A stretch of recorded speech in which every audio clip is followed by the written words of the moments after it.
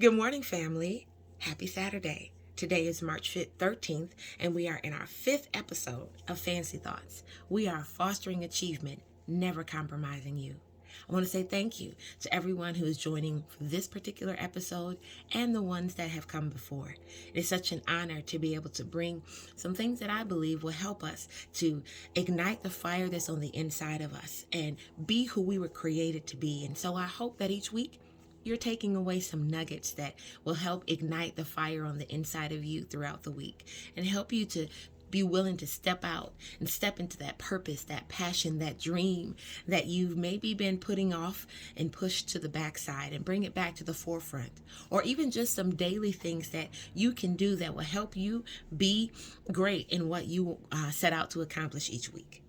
As a reminder, these fancy thoughts are available for you on Facebook, Instagram, and YouTube.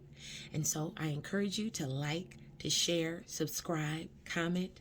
All of the above help me to know that someone is listening and that at least someone is gaining some type of insight from what we put out each week. I am Francesca Hampton.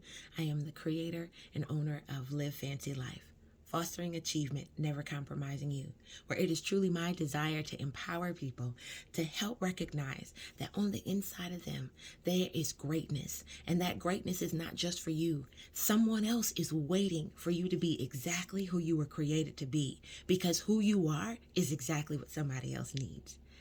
More about my business will be coming out soon, but until then, let's get to this week's Fancy Thoughts. So before we talk about our insights, let's talk about a little review. Did you do your homework? Did you do your assignment?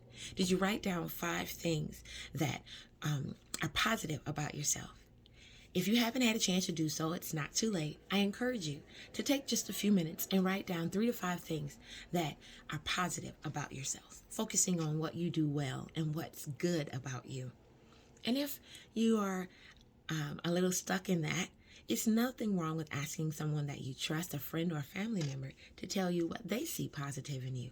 And then to take those same comments and read them over yourself and speak them over yourself every morning. So if you did do the assignment, I'd love to hear from you. You can either put a comment below, or you can even send me a direct message. I would love to hear how that went for you. So what are our insights for this week? This week was a rough week for me. I had a few appointments today and received some information that kind of took me for a turn. And I wish I could say as soon as I received it, I just rejoiced and I was able to go forward with positivity and hope and faith, but I didn't. I crashed. I crashed hard. But after I got out of that crash, let me tell you one thing that definitely helped me. Having the right people in your circle is extremely important. We've talked about this before. You were not created to do this thing alone. And so you need to have people in your circle that you can trust, that you can go to, who won't judge you, who won't lecture you, but will be able to listen to you and then to pour into you. And so I thank God for the people who were able to do that for me this week. But it leads me to our first thought, our first fancy thought of the week. During my prayer time, after I finished crashing and burning, the thing that the Lord showed to me that I think is going to be beneficial for you is your ability or inability to do something does not determine your value, your worth, or your importance, or your identity. Therefore, that ability or inability to do something does not hold your victory. What does that mean? It means that there are going to be times when you're going to set out to do something, or you're going to plan to do something, and it does not work. Whether it be something in your personal life, in your business, in your purpose, in your passion, in your ministry, with your family, your children, your husband or wife, in any area of life, there might be something that you thought, I'm really going to step out into this, and it didn't work. Or what you thought you could do, you're not able to.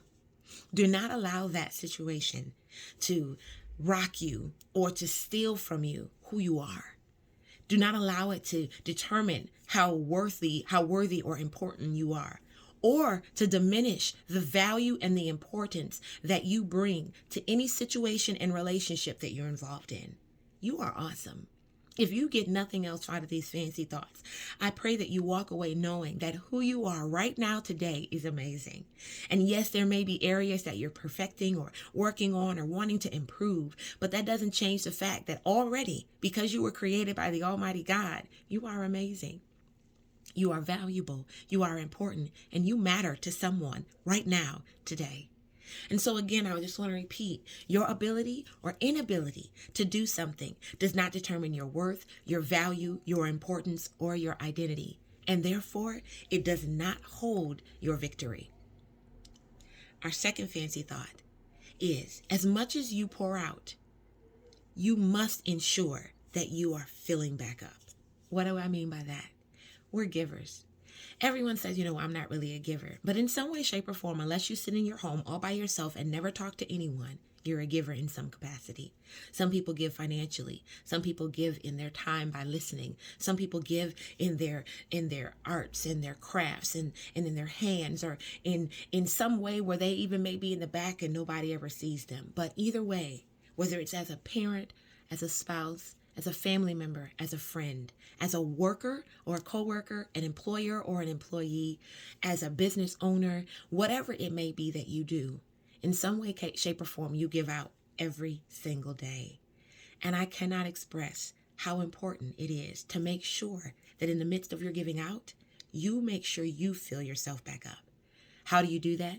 You need to know and find something that recharges you. For me, a lot of times it's water. Sitting by the water and just listening to the natural rhythm of the waves, it's methodical. It's meditational, if you will, and it just helps to calm all the thoughts and all the things that are going on in my mind.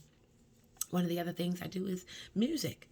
Listening to music, singing along with music, it consistently helps to recharge, and it doesn't require a great deal of effort. It pours back into me.